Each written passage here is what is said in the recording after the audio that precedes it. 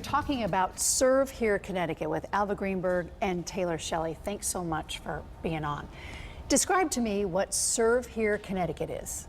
CT. CT. It is Serve Here CT. It's a program for millennials, 18 to 29-year-olds, where we're creating jobs in the nonprofit and social service and education fields for their full-time, ongoing jobs, and we're also reducing their college debt. Where did the idea come from, Alva? Well, long ago. It was founded in 2013. In 2013, you put this into play. I did, and the reason it's called Serve Here Connecticut is because originally it was just going to be called Serve Here, and it was going to be a national program, and it was going to promote national service for all of our youth.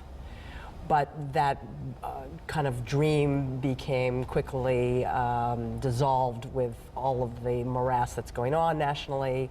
So I reset and said, what can I do in the state of Connecticut, which has a lot of needs, that could then spread to be a national project eventually, and came up with this idea. We need to keep our millennials here, we need jobs for them, and they need to write down their college debt. How much help did you get in founding this? I got tremendous help from Tom Gulata, who was for 30 years the head of Child and Family Agency, a social service agency in New London, Connecticut, and who's also very politically savvy. And I am not politically savvy, so he has really helped to shepherd this through this is a public-private endeavor, and getting public funds, which we have from the state of Connecticut for 2 years. He was instrumental in that. He was also instrumental in getting the book that we are having published by Springer Publication put together, because he has co-authored about 30 books. We'll get to the book in just a second.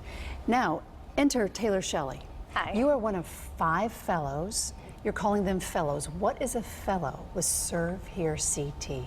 A fellow is an individual. We're all between the ages of early 20s all the way through 29, and we are most of us are in our first stages of our careers. We're looking to promote our careers. We're looking to better ourselves for our careers, but also for our communities, and we all want to do better for the state of Connecticut. So how are you going to serve the state of Connecticut? How are you going to do that? Well, one of the criteria for a fellow is that we all work in nonprofit, and through our nonprofit agencies we hope to better our communities as well as the state. We are also all involved in volunteer projects, and a lot of that is supported and promoted through the Serve Here CT program. And you're a brand new Connecticut resident because you're from Texas originally, correct? Yes, ma'am. So how, so how are you finding Connecticut? And as being a fellow with Serve Here CT, you're really on the ground floor of this. So the 5 of you, I would think, are going to go out and shepherd this organization. How do you think this is going to go as a millennial serving the state of Connecticut from Texas? From Texas. Well, from my experience, it's been a little more difficult for me because I'm not from this region. There's a lot I've had to learn about the region. I was just telling Alva in the car, I was made fun of my first year here because I would say Coke instead of soda. Oh, every carbonated beverage is a Coke. It's not pop. It's not pop. No. It's not pop. That's awful. So it's just a matter of learning the state, learning the area, learning the community, the needs of the state, and all of us working together to meet those needs and just be better citizens to do so.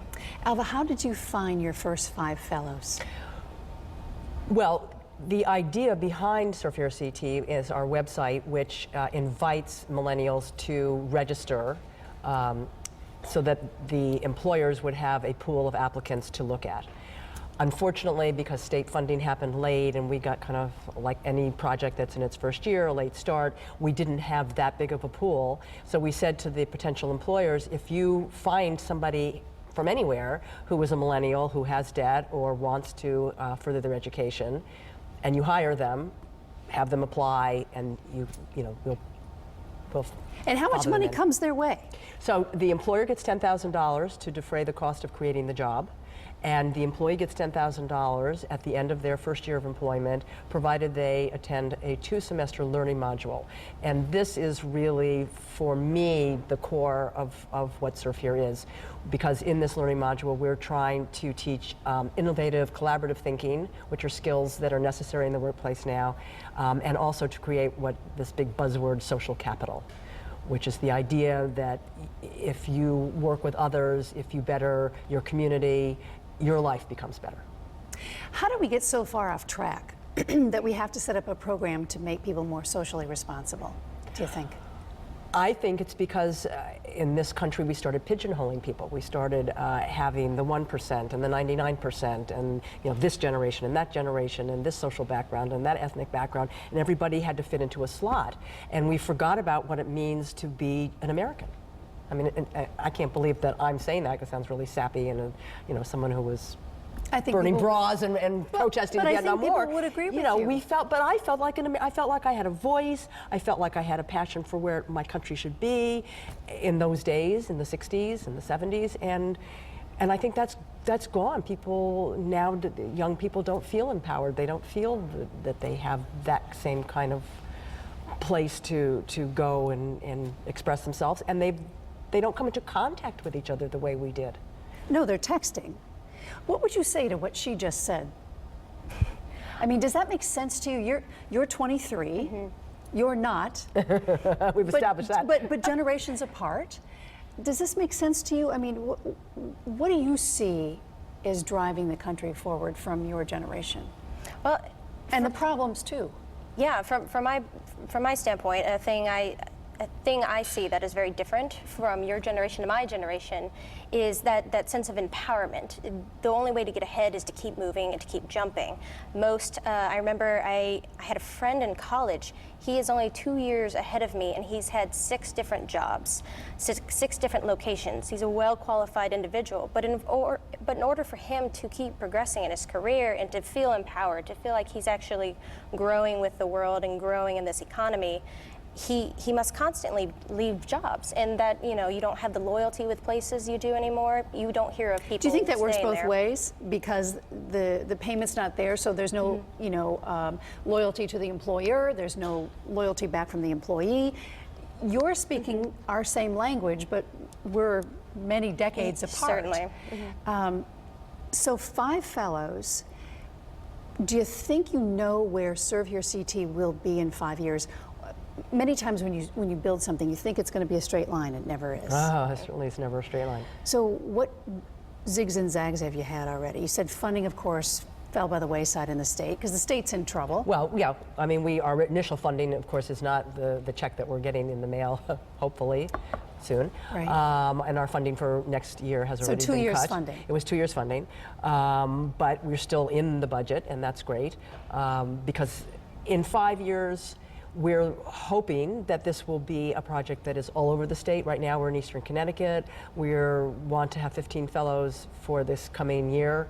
We're not sure we're going to be able to get them all in Eastern Connecticut. We're looking at moving down into the New Haven area. But I would hope in 5 years that this is existing around the state name, maybe, right? And that it's starting to move out to other states. And there's the Serve Here CT that can go. We have determined that there are 23 states in the United States that have the same issues that Connecticut does, where they're losing their young people, where there's a lack of jobs, and we know that all over the country there's a big problem with college debt. What are employers saying to you? The few that you've gathered around, are they thrilled by this? Tell me why. Well, first of all, nonprofits are their money is hemorrhaging away from them because of the state budgets. This is only for nonprofits? It's for nonprofits or municipalities or public education. So yes, we couldn't see giving $10,000 to a for-profit company to open a job. So go on. So these nonprofits, it's $10,000 can be a third of the salary that they're paying to somebody, and that boost to get them through their first year, they're learning the organization and coming up to speed is huge for them, especially in this economy. So yes, we're not having a problem getting the employers on the site to register, and a wide variety from a big area. And so they like that. They also seem to really appreciate the work that the fellows are doing, looking at their organization. Part of what they have to do in the learning module is to look at the organization, see what issues there are, and come up with solutions that would make the organization stronger. So $10,000, of course, will help you, but it's not a huge amount of money. But the onus is on you to figure out how you're going to do a lot of things perhaps differently if you hadn't been in this particular program. Right. So how are you going to go and look at and we should say that you're at Eugene O'Neill. Yes. And you're marketing for them. I am. So you're going to take a look at that company and a nonprofit and figure out how you can give back to them in ways. Exactly. And what I plan to do with mine is I've always wanted to pursue a master's, an MBA specifically, and working at the O'Neill has really shown me that has solidified that idea, because I have a communication degree and I focused on the art side of it, the more production side of it, how to get out Yes, marketing. you're a singer, and I wish we had time to sing, because I'm sure it's awesome. We need a theme song for Serve Here, I and then know, she can right? sing it. Think about it. That's a good idea. Yeah. So over the course of 2 years now, it's 2 years for her that she will serve. No, 1 year. It's a Just 1 year. 1 year. It's a 1 year program. Semesters. At the end of your 1 year, then, what are you going to give back to Serve Here CT? You'll figure out, you'll fill out some things, a form. How does Well, this, yes, because the book that we're publishing, Which is is called Social Capital and Community Wellbeing, and it's all about how do you create social capital, what is social capital, how does social capital work in a community, how does it work with veterans, what is the economic impact of social capital, et cetera, et cetera. So it's a kind of a textbook, but we need to follow it up. And so the fellows will be following up with them over the next year, 2 years. They filled out an initial questionnaire. They'll have follow-up questionnaires to fill out, and we'll be tracking them. We also anticipate having a vibrant website eventually where the fellows will be in conversation.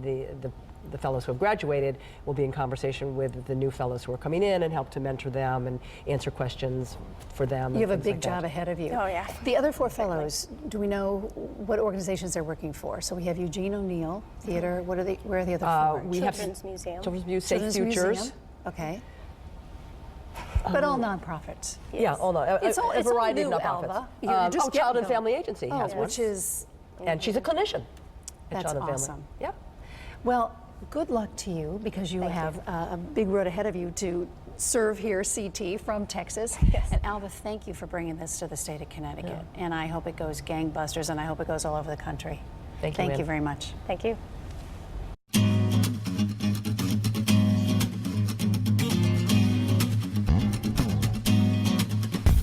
Made a trivial pursuits when one missing. Who's this girl I spend all night kissing? And if one was right here, then who else is missing? Got a little sidetracked if I'm wishing to find the keys to the door, but it's also a metaphor. Need to keep locked in the grocery store of a mind.